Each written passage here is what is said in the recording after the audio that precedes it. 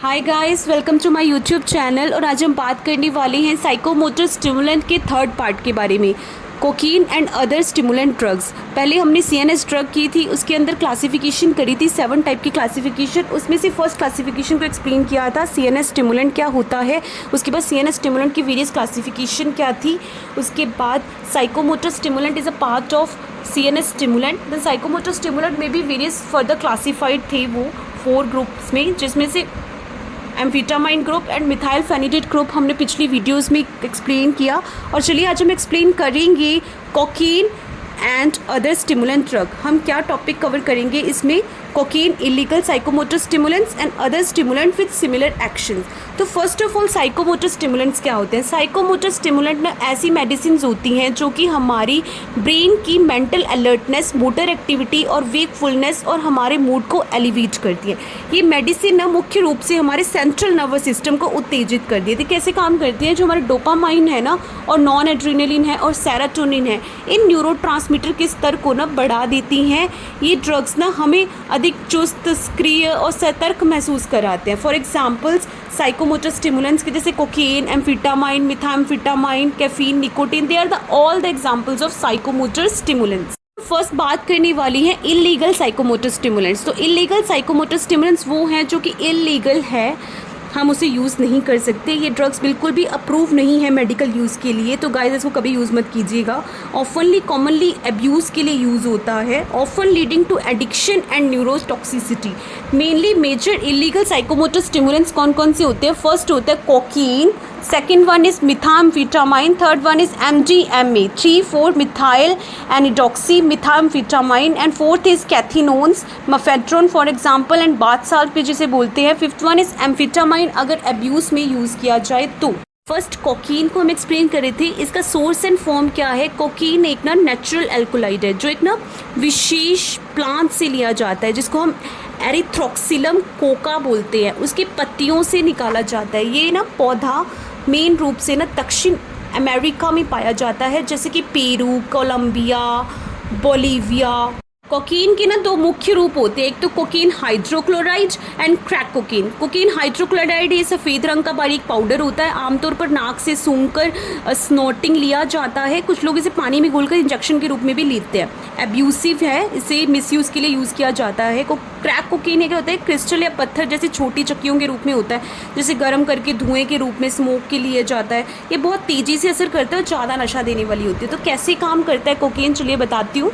Cocaine ना हमारे brain में न्यूरोट्रांसमीटर नामक ना रसायनों पर असर डालता है। ये जो रसायन होते हैं ना हमारे मूड को, हमारे हैप्पीनेस को, हमारी अलर्टनेस और भावनाओं को नियंत्रित करते हैं। सामान्य स्थिति में क्या होता है, हमारे दिमाग में कुछ महत्वपूर्ण रसायन होते हैं, जैसे कि डोपामाइन, नॉन एड्रेनलिन, सेरोटोनिन। जब ये रसायन रिलीज़ होती है तो थोड़ी देर बाद ये दोबारा रीअपटेक हो जाते हैं, यानी वापस खींच लिया जाता है ताकि संतुलन बना रहे। कोकीन क्या करती है, कोकीन इन रसायनों की ना रीअपटेक प्रक्रिया को रोक देता है। इसका मतलब कि ये कि डोपामाइन, नॉन एड्रेनलिन और सेरोटोनिन दिमाग में ज़्यादा समय तक एक्टिव रहते हैं और ये जो न्यूरोट्रांसमीटर है ना बाहर ही रह जाते हैं और अपने रिसेप्टर्स को ना बार बार उत्तेजित करते हैं। कहाँ असर करता है, कोकीन का सबसे बड़ा असर होता है न्यूक्लियस एक्कम्बियंस नामक हिस्से पर, जिसे हमारे दिमाग का रिवार्ड सेंटर भी कहा जाता है। डोपामिन के जमाव में ना ये हिस्सा बेहद ज़्यादा अलर्ट हो जाता है। इसके कारण व्यक्ति ना इंटेंस प्लेजर और उत्साह महसूस करता है, लेकिन ये ना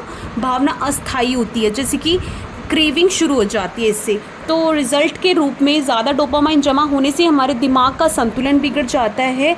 बार बार इस्तेमाल करने पर ना हमारे शरीर को आलसी, खुशी के लिए भी कोकीन की ज़रूरत पड़ने लगती है, जिसे हम लत और एडिक्शन कहते हैं।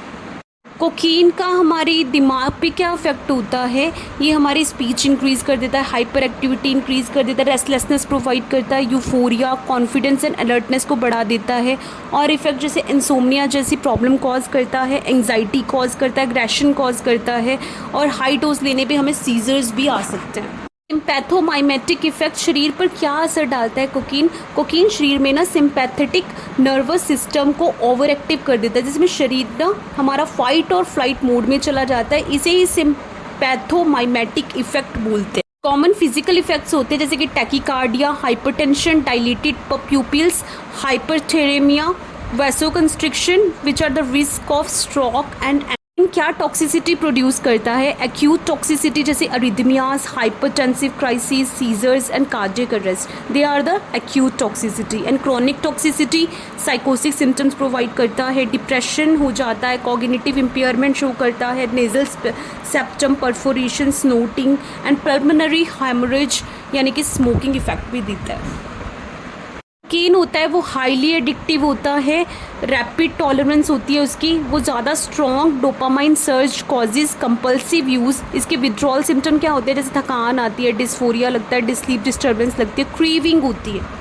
तो यहाँ कुछ कंपैरिजन टेबल दिया है मैंने इलीगल साइकोमोटर स्टिमुलेंट का, ड्रग दिया है, उसका मैकेनिज्म ऑफ एक्शन क्या है, हमारे सीएनएस पे क्या इफेक्ट डालती है, एडिक्शन पोटेंशियल कितना है, टॉक्सिक इफेक्ट कितना है। जैसे हमारा जो कोकीन है वो रीअपटेक ब्लॉक कर देता है, reuptake of dopamine, non adrenaline and serotonin, और इस सीएनएस पे इफेक्ट करता है euphoria, stimulation, increase motor activity. इसकी एडिक्शन पोटेंशियल बहुत ही हाई होती है, और टॉक्सिसिटी इफेक्ट इसका कार्डियक अरेस्ट, सीजर्स और पैरामोन्स आने के चांसेस रहते हैं। देन होता है मिथाम्फेटामाइन, ये हमारा रिलीज़ करती है, प्रमोट करती है, inhibit the reuptake of dopamine and नॉरएपिनेफ्राइन। ये स्ट्रॉन्ग यूफोरिया प्रोवाइड करती है, सीएनएस पे इफेक्ट डालती है, एग्रेशन इफेक्ट देती है, बहुत ही ज़्यादा हाई एडिक्टिव पोटेंशियल होता है इसका। टॉक्सिसिटी इफेक्ट इसकी न्यूरोटॉक्सिसिटी, साइकोसिक सिम्टम और स्ट्रोक सिम्टम्स प्रोवाइड करते हैं। एमडीएमए एक्टेसी भी बोलते हैं, ये रिलीज़ करता है serotonin, dopamine, नॉरएपिनेफ्राइन, empathy, euphoria, energy increase हो जाती है। ठीक है, सेरोटोनिन सिम्टम होते हैं, हाइपरथ्रीमिया, सीजर्स कॉज करता है। कैथियोन्स होता है, ये सिमिलर होता है एम्फेटामाइन के, ये डोपामाइन और नॉन एड्रेनलिन को रिलीज़ करता है, इससे चिड़चिड़ाहट होती है, सीएनएस में इफेक्ट क्या डालता है, एगिटेशन प्रोवाइड करता है, हेलुसिनेशंस एंड साइकोसिस सिम्टम्स। इसके एडिक्शन पोटेंशियल बहुत ही ज़्यादा हाई होता है। ठीक है, रीनल फेलियर हो सकते हैं, इससे डेथ कॉज हो सकता है, पेरोनिया की एक्टिविटी हो सकती है। लॉन्ग टर्म इफेक्ट क्या होता है कोकीन का? ये हमारा डोपामाइन न्यूरॉन को नुकसान करती है, neuro degeneration of dopaminergic neurons. Cocaine bar bar dopamine release करवाता है, इससे हमारे दिमाग के डोपामाइन बनाने वाला न्यूरॉन धीरे धीरे नष्ट होने लगता है। इसके रिजल्ट के मुताबिक स्वाभाविक खुशी महसूस नहीं होती, सिर्फ नशे से ही हमें कुछ महसूस होता है। सेकंड, मस्तिष्क पर ना हमारी कोग्निटिव डिसफंक्शन कर देता है, मतलब सोचना, ध्यान केंद्रित करने वाली ना क्षमता हमारी कमज़ोर हो जाती है, धीरे धीरे व्यक्ति ना बेसुध हो जाता है, भ्रमित रहता है और अव्यवस्थित हो जाता है। थर्ड, ये हमारी मेमोरी लॉस कर देता है, छोटी और लंबी अवधि को यादें भूल जाते हैं। देन मूड डिसऑर्डर प्रोवाइड करता है, पेरोनिया और भ्रम होते हैं, यानी कि व्यक्ति को लगता है कोई उसका पीछा कर रहा है, उसे नुकसान पहुंचाना चाहता है, असल चीज़ें नज़र नहीं आती और कल्पना की चीज़ें दिखाने लगती है, जैसे हेलुसिनेशंस होते हैं। सामाजिक और पेशेवर जीवन का बर्बाद हो जाता है, सोशल एंड ऑक्यूपेशनल इंपेयरमेंट हो जाए, रिश्ते बिगड़ जाते हैं, दोस्त, परिवार, नौकरी सब हाथ से निकल जाती है, व्यक्ति बहुत ही अकेला, बेरोजगार और समाज से कट चुका होता है। ठीक है, और हमारा मूड डिसऑर्डर जैसे डिप्रेशन और एंग्जाइटी बहुत आम हो जाती है। देन ये क्या करती है, हमारी कोकीन कुछ पल की खुशी आपको जीवन भर को बर्बाद कर सकती है, मानसिक से लेकर सामाजिक पतन कर सकती है, और इसका बहुत ही असर गहरा और विनाशकारी होता है। इंडी लॉन्ग टर्म इफेक्ट क्या देती है? एक तो neurodegeneration of dopaminergic neurons, and second one is cognitive dysfunction provide करती है, memory loss, mood disorder, paranoia and hallucination, and last one is social and occupational impairment. And social implication क्या है cocaine की? Cocaine को ना schedule 1 या schedule 2 drugs के रूप में ना दिया जाता है। ठीक है, इसका मतलब ये है कि इसे ना कड़ाई से नियंत्रित किया जाता है, क्योंकि इसमें बहुत खतरनाक और नशीला पदार्थ होता है। ठीक है, अवैध रूप से कोकीन रखना या बेचना अपराध है और इसके लिए भारी जुर्माना या जेल की सज़ा हो सकती है। कोकीन का सेवन और व्यापार अक्सर अपराध, हिंसा और सार्वजनिक स्वास्थ्य संकट से जुड़ा होता है। इससे समाज में अस्थिरता, सुरक्षा की कमी और स्वास्थ्य संबंधी बड़े मुद्दे उत्पन्न होते हैं।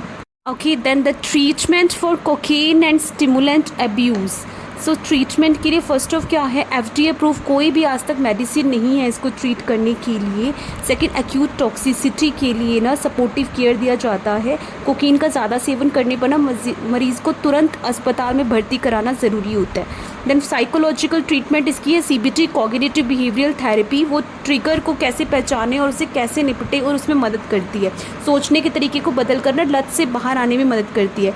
देन हमारी कॉन्टिजेंसी मैनेजमेंट, इस तकनीक के दौरान ना मरीज़ को ड्रग फ्री रहने पर कोई भी वाउचर पॉइंट्स दिए जाते हैं, इससे पॉजिटिव मोटिवेशन मिलता है। कुछ दवाइयाँ हैं जो हम यूज़ कर सकते हैं, अंडर ट्रायल्स हैं, वो है मोडानाफिल, डाइसल्फिराम एंड टोपिरामेट। मोडानाफिल क्या है? ये सतर्कता बढ़ाने वाली दवाई है, क्रेविंग को कम करने में मदद करती है। डाइसल्फिराम शराब की लत छुड़वाने के लिए, और टोपिरामेट जैसे मिर्गी और माइग्रेन की दवाई होती है, जिसे क्रेविंग और विड्रॉल कम करने के लिए ट्रायल में लिया जा सकता है। समरी बताऊंगी आपको। जो कोकीन है एक बहुत ही पावरफुल और एक इलीगल सीएनएस स्टिमुलेंट है, सेंट्रल नर्वस स्टिमुलेंट है, जो डोपामाइन रीअपटेक को रोकने के कारण तेज मानसिक और शारीरिक उत्तेजना पैदा करता है। इसको लेने से है ना यूफोरिया महसूस होता है, लेकिन बहुत जल्दी लत हो जाती है, टॉलरेंस इतनी नहीं होती और टॉक्सिसिटी भी शुरू हो जाती है। सभी साइकोमोटर स्टिमुलेंट दिमाग के डोपामाइन और नॉन एड्रेनालाइन सिस्टम को सक्रिय करते हैं, जिससे व्यक्ति में ना अलर्टनेस हो गई बढ़ती है। लंबे समय तक इसको इस्तेमाल करने से दिमाग को स्थायी नुकसान, मानसिक रोग और सामाजिक जीवन को ना खराब हो सकता है हमारा। ज़्यादा लंबे समय तक यूज़ करने से हमारा ब्रेन भी डैमेज हो सकता है, मेंटल इलनेस भी हो सकती है और सोशल ब्रेकडाउन भी हो जाता है।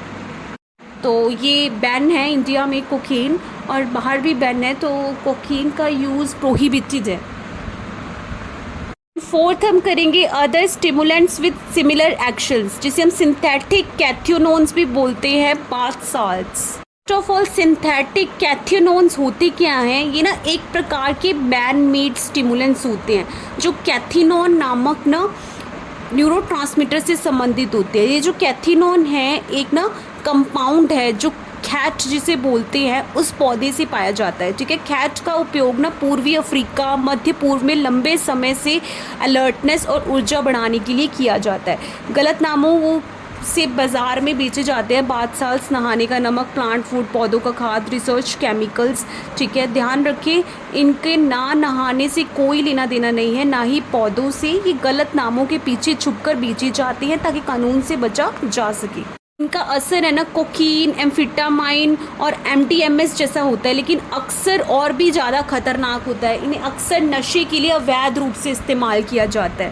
मेकैनिज्म ऑफ एक्शन इसका क्या होता है कि सिंथेटिक कैथिनोन है ना हमारे दिमाग में मौजूद न्यूरोट्रांसमीटर को ना रीअपटेक को रोक देता है। यानी ये जो न्यूरोट्रांसमीटर है सामान्य रूप से जो वापस खींच लिए जाते हैं वो दिमाग में जमा होने लगते हैं, जैसे dopamine, non adrenaline, non epinephrine और हमारा सेरोटोनिन। इसका रिजल्ट क्या होता है कि यूफोरिया कॉज करता है, अत्यधिक खुशी और नशा महसूस होता है, हाई एनर्जी प्रोवाइड करता है, हमारी एक्टिविटी इंक्रीज़ हो जाती है, कभी कभी हमें हेलुसिनेशंस और अग्रेशन भी होता है। बस इसीलिए है क्योंकि इसका एक्सेसिव स्टिमुलेशन क्या कॉज करता है? हार्ट प्रॉब्लम कॉज कर सकता है, सीजर्स कॉज कर सकता है, साइकोसिस सिम्टम्स कॉज कर सकता है और वायलेंट बिहेवियर कॉज कर सकता है। Then what are the effects of synthetic cathinones? Short term effect इसके यूफोरिया कॉज कर सकता है, एनर्जी हमारी इंक्रीज़ हो जाती है, टॉक्टिवनेस बढ़ जाती है, हमारा लिबिडो इंक्रीज़ हो जाता है, अलर्टनेस बढ़ जाती है, पैरोनिया और हेलुसिनेशंस होते हैं। सीवियर और टॉक्सिक इफेक्ट क्या है? ये चिड़चिड़ाहटपन दे देता है हमें, एगिटेशन, एग्रेशन होता है, डिलीरियम, वायलेंट बिहेवियर, हमारी हार्ट रेट इंक्रीज़ हो जाती है, ब्लड प्रेशर इंक्रीज़ हो जाता है, chest pain, seizures, kidney failure होने के चांसेस होते हैं, एक्सट्रीम पैरोनिया और साइकोसिस एक्टिविटी हो सकती है। कॉमन सिंथेटिक कैथियोनॉन ड्रग्स हैं। फर्स्ट है मेफेड्रोन। ठीक है, ये यूफोरिया और स्टिमुलेंट कॉज करता है। Then MDPV, methyl dioxy pyrovalerone. ठीक है, ये हाईली पोटेंट होता है, पैरोनिया कॉज करता है। मैथियोलोन ये सिमिलर होता है एमडीएमए के, यूफोरिया कॉज करता है। ब्यूटीलोन इसकी पोटेंसी लोअर होती है, स्टिमुलेंट होता है एंड पैथोजेनिक कॉम्बो देता है। Alpha PVP known as flakka cause extreme agitation, zombie like behaviour हो जाता है इसमें। नेफिरोन पावरफुल स्टिमुलेंट है, बैंड है बहुत सारी कंट्रीज़ में। फेलिफेड्रोन स्ट्रक्चरली मेफेड्रोन की तरह ही होता है, सीएनएस स्टिमुलेंट। बहुत ही ज़्यादा हाईली एडिक्टिव होती हैं, इसकी टॉलरेंस डेवलप्स। ड्रग्स का ना जो टॉलरेंस पावर है ना वो बहुत जल्दी कम घटने लगता है। व्यक्ति को वही नशा पाने के लिए बार बार और ज़्यादा मात्रा में लेना पड़ता है। कोई अप्रूव्ड मेडिकल यूज़ नहीं है, हम इसे मिक्स कर सकते हैं अदर सब्सटेंस के साथ। अननोइंगली डेंजरस कॉम्बिनेशंस होता है। केवल और केवल सिर्फ नशे के लिए ही अवैध रूप से इस्तेमाल की जाती है। सिंथेटिक कैथिनोन का किसी भी वैध चिकित्सा उपचार में उपयोग बिल्कुल भी नहीं किया जाता। अक्सर इन्हें अन्य ड्रग्स जैसे कि कोकीन, एम्फेटामाइन या फेंटानिल के साथ मिलाया जाता है। व्यक्ति को पता भी नहीं होता कि वो क्या ले रहा है। इससे खतरनाक कॉम्बिनेशन बनते हैं जो जानलेवा हो सकते हैं। सो ये ड्रग्स ना सिर्फ घातक है बल्कि आपकी ज़िंदगी के लिए बहुत ही ज़्यादा खतरनाक खेल खेलती है, और वो भी बिना बताए। Schedule first drugs many countries जैसे यूएसए, यूके, इंडिया में बैन है। इलीगल है सेल करना, पोजेस करना और मैन्युफैक्चर करना कोकीन और अदर स्टिमुलेंट कैथीनॉन ड्रग्स भी। ठीक है, तो समरी बताऊंगी। सिंथेटिक कैथीनॉन्स बहुत ज़्यादा डेंजरस है, इलीगल स्टिमुलेंट है, mimic effect of amphetamine and MDMA, euphoria cause करती है, साइकोसिस सिम्टम्स भी देती है, एग्रेशन और सीजर्स भी हो सकते हैं। कॉमन ड्रग्स जैसे मेफेड्रॉन, एमडीपीवी, अल्फा पीवीपी, मैथिलॉन। नेचुरल कैथीनॉन है वो खाट लीव्स में पाए जाते हैं, कई जगह पे लीगल्स हैं और बहुत सारी कंट्रीज़ में बैंड ही हैं। सिंथेटिक कैथीनॉन्स में जैसे मेफेड्रॉन, एमडीपीवी है, अल्फा पीवीपी है, बैंड है और इलीगल है ऑलमोस्ट हर एक कंट्रीज़ में इलीगल है। देन कैथिनॉन्स है, इंडिया में उसका लीगल स्टेटस क्या है? नेचुरल कैथिनॉन जो कि खाट प्लांट से पाया जाता है, खाट प्लांट कंटेन करता है कैथिनॉन एंड कैथाइन। 2013 में एनजीपीएस एक्ट की लागत, ठीक है, खैट लीव्स को नेचुरल कैथिनॉन को प्रोहिबिटेड किया गया था। हेंस इसकी जो कल्टीवेशन है, पोजेशन है, सील्स है और कंजप्शंस है खैट की इलीगल है इंडिया में, बिल्कुल ही इलीगल है। सिंथेटिक कैथिनॉन जिसे हम बाथ साल्ट बोलते हैं वो भी इलीगल है इंडिया में।